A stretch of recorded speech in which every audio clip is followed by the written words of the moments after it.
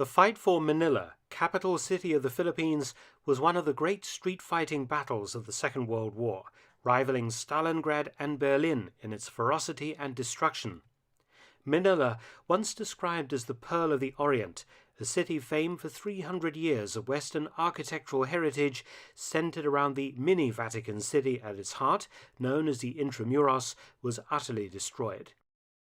The American drive to liberate Manila and the fierce Japanese resistance also resulted in a human tragedy of appalling scale and brutality. As they began to lose the battle, the city's Imperial Japanese Navy defenders took out their frustrations on the local civilian population in an orgy of rape and murder rivaling that committed on the hapless population of the Chinese capital city of Nanking in 1937. Japanese sailors ran amok, deliberately torturing and murdering as many innocents as they could lay their hands on. It was truly Manila's Götterdämmerung, the Japanese Navy's darkest hour in the dying months of the war in the Pacific. The Japanese Navy's greatest war crime was set in motion by the landing of Lieutenant General Walter Kruger's U.S. Sixth Army at Lingayen Gulf on the 9th of January 1945. Sixth Army forces en route with the 7th Fleet to northern Luzon. Objective, to take the American flag back to Manila. U.S. guns battle Jap planes and 2 Jap destroyers, attempting to break into our convoy of more than 800 vessels. The camera, 6 miles from the action, records direct hits on the enemy vessels.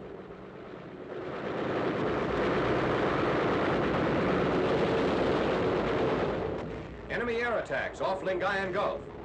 Lost to the enemy, 79 planes.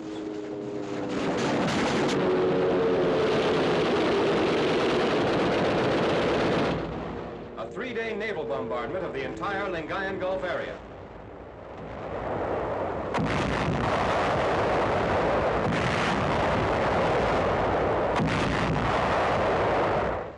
On S-Day, 9th January, a 2-hour bombardment is concentrated on Lingayen Gulf's southern coast.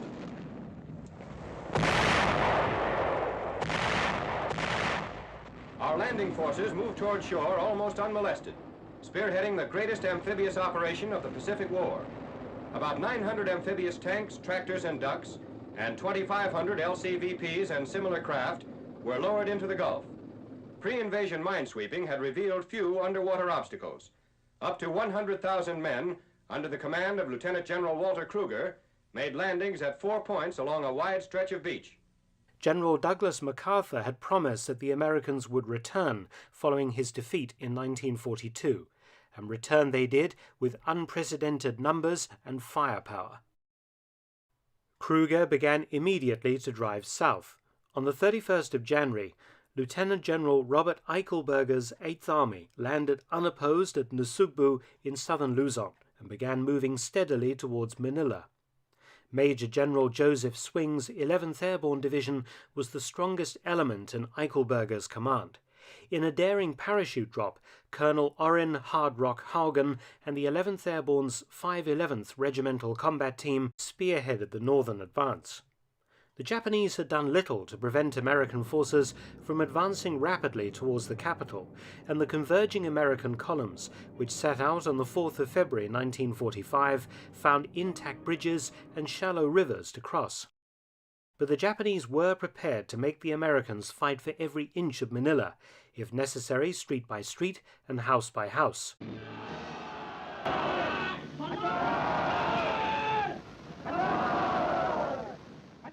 In overall command in the Philippines was General Tomoyuki Yamashita, the Tiger of Malaya, the famed general who with inferior numbers of troops had captured the Malayan Peninsula and Singapore from the British in February 1942.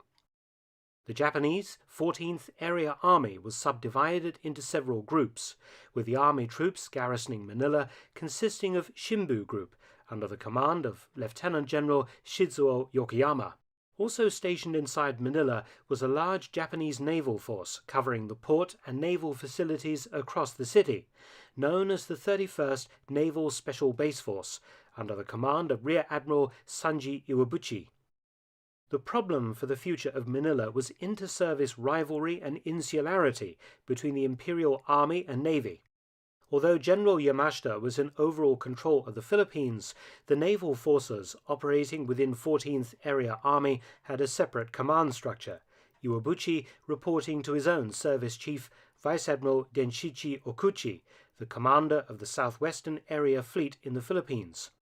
Okuchi, in turn, reported directly to the combined fleet in Japan and not to General Yamashita.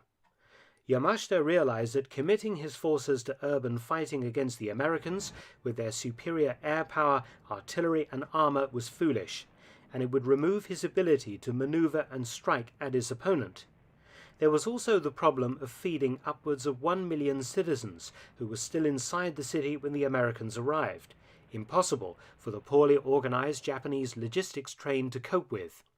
Therefore, Yamashita ordered General Yokoyama to pull his troops out of the city into the mountains of northern Luzon, where a protracted defensive battle could be waged. Yokoyama had theoretical command over the Japanese naval troops in the city under Admiral Iwabuchi, and he ordered that the admiral withdraw his forces as well. When Vice Admiral Okuchi, Iwabuchi's superior, heard about Yamashita's withdrawal order, he in turn ordered Iwabuchi to defend to the last man the naval facilities and Nichols Field airfield in Manila. Okuchi informed Iwabuchi that the 31st Special Naval Base Force, along with ship's crews from Japanese vessels in the harbor and assorted naval support staff, would be formed into one new unit called the Manila Naval Defense Force, the MNDF. The MNDF was a motley collection of naval troops, ill-equipped or trained to take on the cream of the U.S. Army in Manila. Although the 31st Naval Special Base Force of infantry-trained soldiers formed its core, the remainder of the personnel had virtually no infantry training other than some drill and weapon handling. The withdrawal of General Yokoyama's Shimbu group of army troops saw the concomitant withdrawal of all armored support, most of the heavy weapons and artillery in the city, and professionally trained land warfare officers. This left the 17,000 men of the MNDF to scavenge what weapons they could, aside from the reasonably well-armed 31st Naval Special Base Force. American Springfield 1903 rifles, long in storage in Manila after the 1942 defeat, were issued to Japanese sailors, and heavier machine guns, hand grenades, anti-aircraft cannons, and field artillery were collected and distributed to the naval troops. Still, compared with the heavy equipment the Americans would shortly range against them, the Japanese sailors were only lightly armed. Their one great advantage was the fact the Americans would have to engage them in urban warfare, enabling the Japanese to create hundreds of static defenses, traps, and obstacles for the Americans to fight their way through. The second advantage the Japanese had was that they were prepared to sacrifice their lives in the battle for Manila, and 17,000 men who had nothing to lose was a formidable opponent indeed. On the 3rd of February 1945, elements of the U.S. 1st Cavalry Division under Major General Vern D. Mudge entered the northern suburbs of Manila, seizing a vital bridge across the Tuliahan River, the water feature separating American forces from the city proper. Japanese defenses had been laid out to cover both sections of the city. Army troops were involved in the defense, as General Yamashita had actually bowed to Admiral Okuchi's demand to defend the vital naval installations in the city, and placed under Admiral Iwabuchi's control a few thousand soldiers under the command of Colonel Katsuzo Noguchi. Called the Noguchi Detachment, they were ordered to dig in north of the Pasig. The defense of Manila was still, however, primarily a Japanese Navy affair. Iwabuchi deployed 4,500 of his men to support Colonel Noguchi north of the Pasig. A further 5,000, under Iwabuchi's direct command, would defend south of the Pasig, with 5,000 more in place to defend Fort McKinley and Nichols Field. A few thousand more naval troops were deployed on partially sunken ships in Manila Bay, or east of the city, towards the main army troops or Shimbu group in the mountains. With a bridge over the Tuliahan River in American hands, the first unit into Manila proper was a squadron of Brigadier General William Chase's 8th Cavalry Brigade, which drove into the massive campus of the University of Santo Tomas with immediate trouble. The university had been turned into a huge civilian internment camp during the Japanese occupation. The death rate among the prisoners had been slightly over 10%, with 466 deaths out of a total prison population of 4,255. Chase's men broke into the camp at 9 p.m. and fought the guards, while Sherman tanks crashed through the university walls. Placed under pressure, Lieutenant Colonel Toshio Hiyashi retreated with his 46 remaining men and a large contingent of internees to the education building. Demanding that he and his men be allowed safe passage to rejoin Japanese troops in the south of the city, Hayashi threatened to slaughter his hostages unless the Americans agreed to his terms. On the 5th of February, the Americans reluctantly agreed, and the hostages were freed. After exchanging salutes, the Japanese were escorted to their own lines. As chance would have it, Hayashi and his men went to the area around the Malacanang Palace, already occupied by American forces, and in the fighting that followed, Hayashi and many of his men were killed. The rest ended up back in Santo Tomas as prisoners themselves. As General MacArthur announced the imminent recapture of Manila, his divisional commanders reported stiffening Japanese resistance to the north and the south of the city. Iwabuchi's men had heavily fortified their sectors of the city, including the ancient heart, the Intramuros, with barbed wire entanglements, minefields, trench systems, and roadblocks. It was to take the Americans a month of bloodshed to clear the city of its Japanese Navy and Army defenders. In the north, General Griswold pushed elements of his 14th Corps south from Santo Tomas University towards the Pasig River. The 2nd Squadron of the 5th Cavalry was ordered to seize the intact Quezon Bridge late on the 4th of February, but the attempt was defeated by strong Japanese resistance, and the Japanese blew the bridge. The next day, the 37th Infantry Division began its move into Manila, Griswold dividing the city into two sectors, giving the 37th the western half and the 1st Cavalry Division the eastern. By the 8th of February, units from the 37th Division had managed to clear out most of the Japanese from their assigned sector, but the methods they employed also killed thousands of innocent civilians. Because the Japanese were committed to a house-to-house resistance, when the Americans encountered dug-in defenders, they simply leveled the building with artillery fire and tank support. Street after street was destroyed in this way, creating massive civilian casualties and destroying the city's infrastructure and architecture.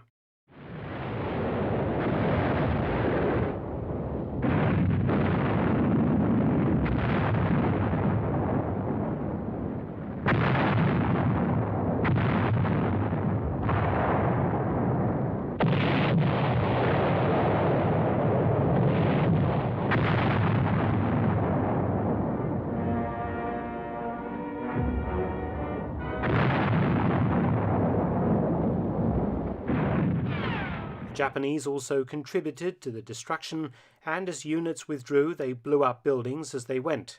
The Japanese naval troops dug in on Provisor Island, an industrial center on the Pasig River, put up a furious resistance that lasted until the 11th of February. Atrocities against the civilian population were also being committed by the Japanese, even as their lines were being threatened by strong American attacks. Time was running out for the brutal Japanese occupation of Manila. In the east, General Mudge's 5th Cavalry was involved in some heavy fighting, and the 7th and 8th Cavalry fought bitter battles to wrest control of two water supply complexes from the Japanese in the north of the city.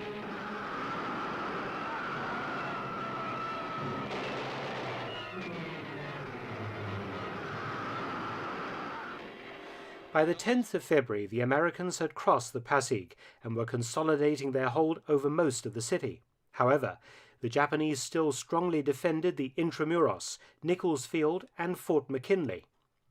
The 11th Airborne Division had been halted before the airfield since the 4th of February, where Japanese naval troops, strongly supported by their limited field artillery, had held the Americans in check.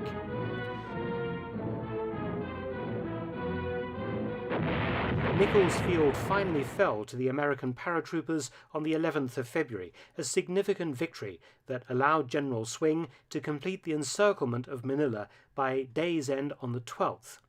Trapped like rats, the Japanese continued to resist fiercely, but they also now decided to initiate an orgy of rape and murder within the areas of the city still under their control, in what came to be called the Manila Massacre. Vice Admiral Okuchi, commander of the Southwest Area Fleet, now safely headquartered with General Yamashita at Baguio City, received a radio message from the surrounded Rear Admiral Iwabuchi on the 18th of February. Quote, "I am overwhelmed with shame for the many casualties among my subordinates, and for being unable to discharge my duty because of my incompetence. Now, with what strength remains, we will daringly engage the enemy. Banzai to the Emperor." Unquote. There would be no Japanese surrender, as Iwabuchi radioed, "We are determined to fight to the last man." The Japanese defenders now had nothing to look to except their own deaths in battle, and for many this grim prospect seems to have contributed to a feeling that they could do what they liked to the hapless civilians awaiting liberation, and do so with remarkable degrees of bestiality and sadism. Inside the once beautiful Intramuros walled city, pounded into ruins by the Americans, the fighting went on until the 28th of February. The ancient and well-built buildings provided excellent cover for the defenders, necessitating yet more destruction by the Americans, who simply blew up everything in their path that exhibited any sign of resistance, killing thousands more civilians. As one historian has commented, quote, "American lives were understandably far more valuable than historic landmarks," unquote.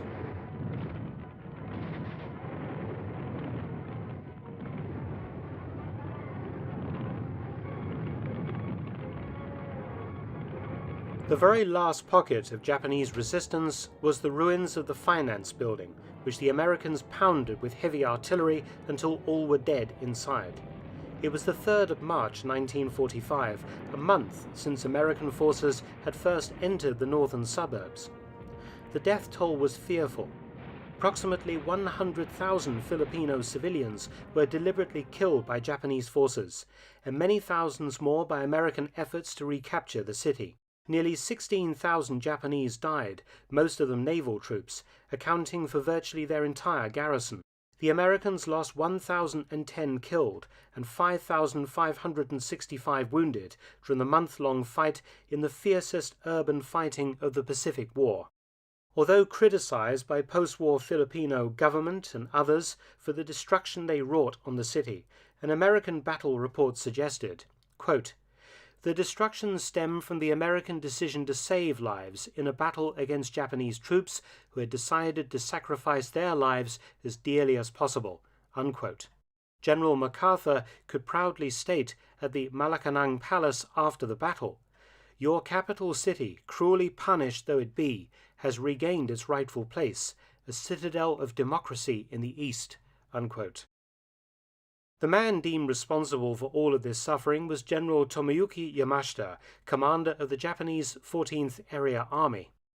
When the war ended in August 1945, Yamashita and 50,000 troops were still resisting the American advance from their positions in the mountains behind the town of Baguio. Originally, the Tiger of Malaya had had an army of 300,000. Yamashita was placed on trial, even though he had withdrawn his army from Manila before the Americans had arrived, and had given orders that the city was not to be defended. With the death of Admiral Iwabuchi in the fighting in the city, Yamashita, as his nominal superior, would carry the can for the Imperial Navy's butchery of civilians. Quote, "The trial certainly brought out all the horrors of the closing days of Japanese authority in Manila," recalled journalist Dennis Warner, who attended the 1945 trial. But because the case was so hastily prepared, said Warner, much of the evidence related to what had happened in the city during February 1945. It seemed to some of us reporting on that trial that General Yamashita could scarcely be held accountable, even for command responsibility in that terrible period." Unquote. After a trial lasting 42 days, Yamashita was found guilty of war crimes committed by the admirals not under his direct control, and he was executed by hanging on the 23rd of February 1946, close to the ruins of Manila. Yamashita certainly bore responsibility for war crimes committed by army troops in the surrounding countryside against so-called guerrillas during the closing stages of the war, and the British were keen to prosecute him for the murders of Chinese civilians and Allied prisoners of war, following the fall of Singapore in 1942. Yamashita, in his defense, argued that he bore no responsibility for the behavior of the Imperial Navy in Manila after he had withdrawn his forces. The tribunal, however, found him guilty because the Manila Naval Defense Force was part of Yamashita's 14th Army. As Warner commented, quote, "Justice on this occasion was perhaps not very kind," unquote. The scale of Japanese atrocities in the Philippines came close to their activities in occupied China, with the numbers of people butchered and the material damage they inflicted on the nation.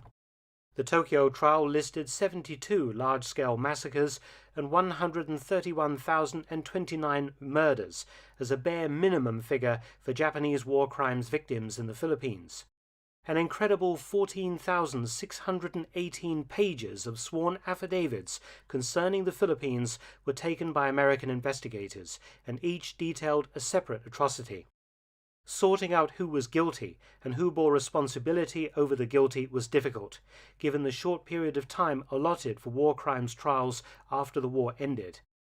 Remarkably few Japanese responsible for the actual murders were ever tried, with most of the convictions and/or imprisonments or executions of those Japanese officers guilty of breaches of command responsibility, being that they had failed to control their men. Many thanks for watching. Please subscribe and share. You can also visit my new audiobook channel, War Stories with Mark Felton, details below. You can also help to support both of my channels at PayPal and Patreon, details in the description box below.